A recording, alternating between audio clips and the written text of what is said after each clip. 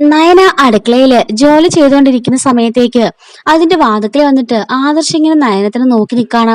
അങ്ങോട്ടേക്ക് ചെന്ന് എന്തെങ്കിലും ചോദിച്ചാലോ, എന്തോ അവളുടെ മനസ്സിലുണ്ട്. അത് അവൾ ഇങ്ങനെയൊക്കെ പെരുമാറുന്നത്, അല്ലെങ്കിൽ അവളെ ഇങ്ങനെയൊന്നും പെരുമാറാറില്ലല്ലോ, എന്തോ കാര്യമായ കുഴപ്പമുണ്ട്, പോയി ഒന്ന് സംസാരിച്ചു നോക്കാം എന്ന് ആദർശ് മനസ്സിൽ കരുതാണ്.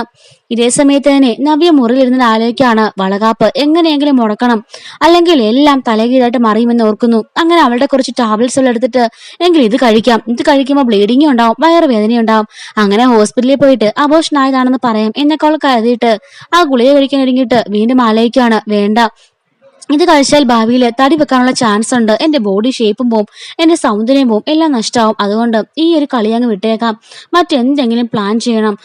പടിക്കെട്ടിൽ നിന്ന് താഴെ വീഴുന്ന പോലെ അഭിനയിച്ചാലോ, 2-3 സ്റ്റെപ്പ് മുകളിൽ നിന്നും താഴെ വീഴുന്ന പോലെ അഭിനയിക്കാം, അങ്ങനെ കുഞ്ഞ് അബോഷനായി പോയി എന്ന് എല്ലാവരെയും പറഞ്ഞ് ഫലിപ്പിക്കാം എന്നൊക്കെ നവ്യ മുറിയിലിരുന്ന് ആലോചിക്കുകയാണ്. ഈശ്വര, ഇതൊരു കുട്ടിക്കളി എങ്ങനെ ആകുമോ, എനിക്ക് എന്തെങ്കിലും സംഭവിക്കോ, എന്റെ ബോഡിക്ക് എന്തെങ്കിലും സംഭവിക്കോ, എങ്ങനെയെങ്കിലും വളകാപ്പ് ചടങ്ങ് മുടക്കണം എന്ന് നവ്യ ഇങ്ങനെ ആലോചിച്ചുകൊണ്ട് നിൽക്കുന്നതാണ്.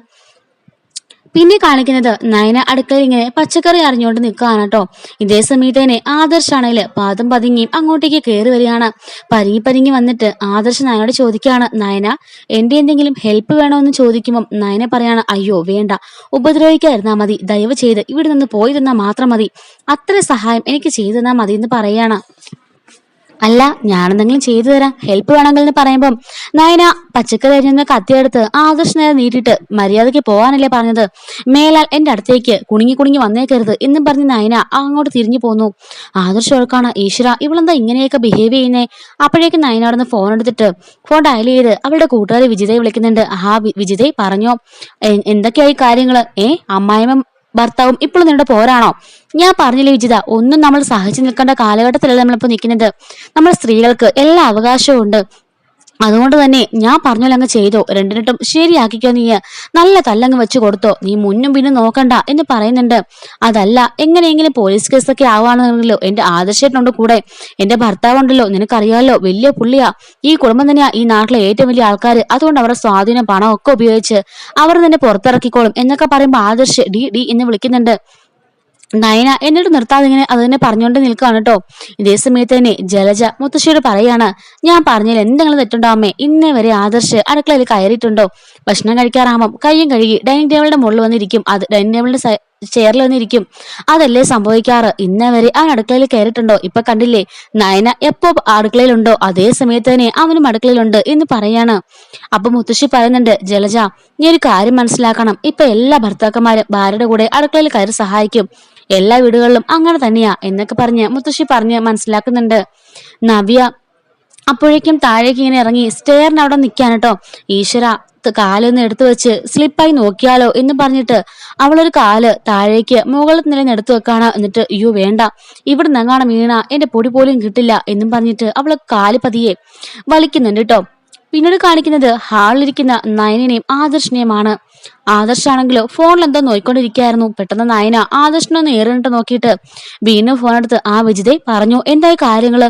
അയാൾ ഒരു സമാധാനം തരുന്നില്ലേ? ഞാൻ പറഞ്ഞില്ലേ നിന്നോട്, ഞാൻ പറഞ്ഞോലെ അങ്ങ് ചെയ്താൽ മതി, നിന്റെ കയ്യിൽ കിട്ടുന്ന സാധനം എടുത്ത് രണ്ടിനെ തലതല്ലി പൊളിക്ക്, രണ്ടിനെ അടിച്ച് ശരിയാക്ക്. നമ്മൾ സ്ത്രീകൾ എല്ലാ വിധത്തിലും സ്വാതന്ത്ര്യമുള്ളവരാ, അല്ലാതെ അവർ അടിമയായിട്ട് നിൽക്കേണ്ടവരൊന്നും അല്ല നമ്മളെന്താ അവരെയൊക്കെ അടിമകളാണെന്നാണോ അവരുടെയൊക്കെ വിചാരം?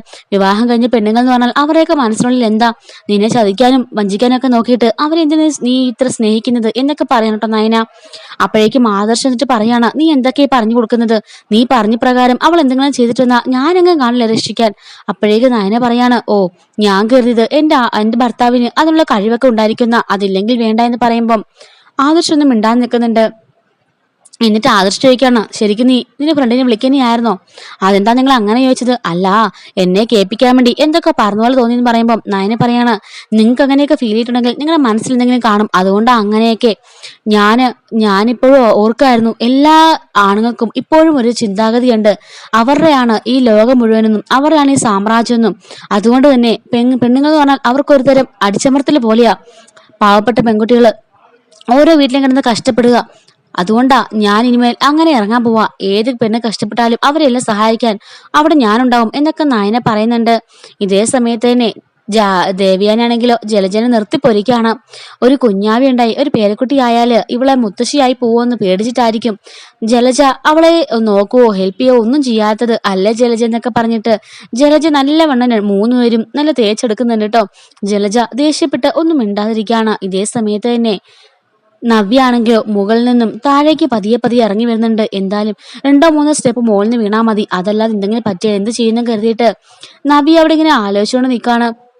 വീണ്ടും ജലജനെ പറഞ്ഞ് കളിയാക്കൊണ്ടിരിക്കുകയാണ് കേട്ടോ ദേവയാനി. എന്തായാലും വളകാപ്പ് ചടങ്ങ് എത്രയും പെട്ടെന്ന് തന്നെ നടത്തണം എന്ന് ദേവയാനി പറയുന്നുണ്ട്. അപ്പോഴേക്ക് നവ്യ, ഈശ്വര അതേ ചർച്ച തന്നെയാണല്ലോ ഇവര്, വളകാപ്പെങ്ങാനും നടത്തിയാൽ എല്ലാം അവസാനിച്ചു എന്നങ്ങ് കരുതിയാൽ മതി, എത്രയും പെട്ടെന്ന് എന്തെങ്കിലും ചെയ്യണം ഈശ്വര, എനിക്കൊന്നിനും ധൈര്യം കിട്ടുന്നില്ലല്ലോ, അങ്ങ് വീണാലോ ഈശ്വര, എന്തെങ്കിലും പറ്റുമോ എന്നൊക്കെ പറഞ്ഞ് വീണ്ടും വീണ്ടും അവൾ അതിനെക്കുറിച്ച് തന്നെ ചിന്തിച്ചുകൊണ്ടേ ആ സ്റ്റെയറിന് മുകളിൽ തന്നെ നിൽക്കുകയാണ് കേട്ടോ ചെയ്യുന്നത്. അങ്ങനെ രണ്ടും കൽപ്പിച്ച് നവ്യ അവിടുന്ന് സ്ലിപ്പായിട്ട് അമ്മയെന്നും പറഞ്ഞ് അടിച്ചു തല്ലി താഴെ വീഴുന്നുണ്ട്. അപ്പോഴേക്കും ഇത് കണ്ടിട്ട് അവിടെ ഇരുന്ന മുത്തശ്ശിയും ജാനകിയൊക്കെ എഴുന്നേറ്റ് നിൽക്കുമ്പോഴേക്കും ജാനകിയാണ് കേട്ടോ ആദ്യം എഴുന്നേറ്റ് ഓടുന്നത്. എന്നാൽ ദേവയാനി ജലജയും നിന്നടുത്ത് നനങ്ങാതെ അവിടെ തന്നെ നിൽക്കുന്നത് കാണിക്കുന്നുണ്ട്. പെട്ടെന്ന് അങ്ങോട്ടേക്ക് വന്ന നയന ജഗിലെ വെള്ളം അങ്ങോട്ടേക്ക് വെച്ചിട്ട് ചേച്ചി എന്ന് പറഞ്ഞിട്ട് ഓടി വന്നിട്ട് നവ്യനെ പിടിച്ച് പൊക്കുന്നുണ്ട്. അതേ സമയത്ത് തന്നെ മുകളിൽ നിന്നും ആദർശും ജയനും കൂടി ഇറങ്ങി വരുന്നുണ്ട്. അങ്ങനെ നവ്യനെ താങ്കി പിടിച്ച് ജാനകിയും നയനയും കൂടിയിട്ട് കൊണ്ടുവന്ന് സോഫയിൽ കൊണ്ടുവന്ന് ഇരുത്താണ്. ചേച്ചി എന്തെങ്കിലും പറ്റുമോ എന്നൊക്കെ നയന ചോദിക്കുന്നുണ്ട്. നവ്യാണെങ്കിൽ വയറിൽ കയ്യും വെച്ചുകൊണ്ട് പതിയെ പതിയെ നടന്ന് വന്ന് അവിടെ ഇരിക്കുന്നു കേട്ടോ. അപ്പോഴേക്കും ജാനകി, എന്താ മോളെ എന്തെങ്കിലും പ്രശ്നമുണ്ടോ, എന്തെങ്കിലും ഇടിച്ചോ, വയറൊക്കെ ഇടിച്ചോ എന്നൊക്കെ ചോദിക്കാണ്. എന്നപ്പോഴേക്ക് നവ്യ പതിയെ ഇങ്ങനെ കരയുന്നതിലൊക്കെ അഭിനയിച്ചുകൊണ്ട് പെട്ടെന്ന് ആ സോഫയിൽ വന്നിങ്ങനെ ഇരിക്കുകയാണ്. അപ്പോഴേക്കും ജയൻ, അയ്യോ എന്തെങ്കിലും പറ്റുമോ നോക്ക് എന്നൊക്കെ പറയുന്നുണ്ടെങ്കിലും ജലജയും ദേവയാനിയും അവിടെ അനങ്ങാതെ തന്നെ നിൽക്കാണ് കേട്ടോ. നയനാണെങ്കിലോ, ചേച്ചി എന്തെങ്കിലും പറ്റുമോ, ചേച്ചി എന്തെങ്കിലും പ്രശ്നമുണ്ടോ എന്ന് ചോദിച്ച് നവ്യയെ കെട്ടിപ്പിടിച്ച് ഇങ്ങനെ ചോദിച്ചുകൊണ്ട് നിൽക്കാണ് കേട്ടോ. അപ്പോഴേക്കും ജയൻ പറയാണ്, അയ്യോ എത്രയും പെട്ടെന്ന് ഹോസ്പിറ്റലിലും കൊണ്ടുപോകണമല്ലോ, ബ്ലീഡിങ് എന്തെങ്കിലും കാണുമോ എന്നൊക്കെ ചോദിക്കുമ്പോഴേക്കും അങ്ങനെ കുഴപ്പമൊന്നും ഇല്ല, കണ്ടിട്ട് കുഴപ്പമൊന്നും ഇല്ലെന്ന് തോന്നുന്നു എന്ന് ജാനകി പറയുന്നുണ്ട്. അപ്പോഴേക്കും ജയൻ പറയാണ്, നമുക്ക് ഒരാളത് കൂടെ നിർത്താം, അതായിരിക്കും എപ്പോഴും നല്ലത്, നിന്റെ കാര്യങ്ങൾ ശ്രദ്ധിക്കാൻ വേണ്ടിയിട്ട് ഒരാളെ കൂടെ നിർത്തണം എന്ന് പറയുന്നുണ്ട്. അപ്പോഴേക്കും മുത്തശ്ശിയും ജാനകിയും പറയാണ്, അത് തന്നെയാണ് നല്ലത്, നിന്റെ വയറാണെങ്കിലോ വലുതായി വന്നുകൊണ്ടിരുന്ന സമയമാണ്, കുഞ്ഞിനും മാസം തികഞ്ഞോണ്ടിരിക്കുക, ഈ സമയത്ത് അങ്ങാണ് നീ വീണാലേ അത് കുഞ്ഞിന് വളരെ ദോഷം ചെയ്യും. അപ്പോഴേക്കും നവ്യ മനസ്സിൽ കയറാണ്, ഈശ്വര ഇത് റൂട്ട് മാറിപ്പോയിക്കൊണ്ടിരിക്കുകയാണല്ലോ, വേറെ ആരെങ്കിലും നഴ്സിനെ കൊണ്ടുവന്ന് ഇവിടെ നിർത്തിയാൽ എന്റെ എല്ലാ കാര്യങ്ങളും പൊളിയും. അയ്യോ എനിക്ക് ഒരു കുഴപ്പമില്ല, എനിക്ക് ചെറു തലവിറ്റൽ പോലെ തോന്നി, അത്രേ ഉള്ളൂ, ഞാൻ ചെറുതായിട്ടത് ലാസ്റ്റ് പടിന്നാ വീണത്, എനിക്കൊരു പ്രശ്നമില്ല, എനിക്ക് പെയിനും ഇല്ല എന്നൊക്കെ ചിരിച്ചുകൊണ്ട് പറയുമ്പോഴേക്കും ജയൻ പറയാണ്, ആദർശേ ഈ കാര്യം നമ്മൾ ഗൗരവമായിട്ട് എടുക്കണം, എത്രയും പെട്ടെന്ന് ഒരു ഹോം നഴ്സിനെ അറേഞ്ച് ചെയ്യുക, എന്നിട്ട് ഹോം നഴ്സിനെ വരുത്തിച്ച് നവിക്കുള്ള എല്ലാ കാര്യങ്ങളും ചെയ്യണം എന്ന് പറയാണ്. ജാനകി പറയണ ശരിയാ, ഇനിയിപ്പോ നീ ഒരുപാട് കെയർ ചെയ്യേണ്ട സമയമാണ്, വീണ് എന്തെങ്കിലും പറ്റിപ്പോയാൽ എന്ത് ചെയ്യും, കുഞ്ഞിനെന്നത് അപകടമാണ് എന്നൊക്കെ ജാനകി പറയുന്നുണ്ട്. അപ്പോഴേക്കും നവിയും നയനെ ഇങ്ങനെ അത് തന്നെ നോക്കി ഇങ്ങനെ അവര് പറഞ്ഞതും കേട്ടുകൊണ്ട് ഇങ്ങനെ വല്ലാണ്ട് അവസ്ഥ നിൽക്കുകയാണ് കേട്ടോ. നയനാണെങ്കിലോ ഇല്ലാത്ത ഗർഭം ഇങ്ങനെ ചുമന്നു നടക്കുന്ന ചേച്ചിയെ കുറിച്ച് ഓർത്തും നവ്യാണെങ്കിലോ ഈശ്വര പിടിക്കപ്പെടുമെന്ന് ഓർത്തും രണ്ടുപേരും അങ്ങോട്ടും ഇങ്ങോട്ടും നോക്കിയിരിക്കുന്നുണ്ട് കേട്ടോ. ഇന്നത്തെ എപ്പിസോഡിന്റെ പാർട്ട് 1 വീഡിയോ ആണ് കേട്ടോ. പാർട്ട് 2 വീഡിയോ ഉടൻ തന്നെ അപ്ലോഡ് ചെയ്യുന്നതായിരിക്കും. മിസ് ആവാതിരിക്കാൻ ചാനൽ സബ്സ്ക്രൈബ് സപ്പോർട്ട് ചെയ്യണേ. Thanks for watching.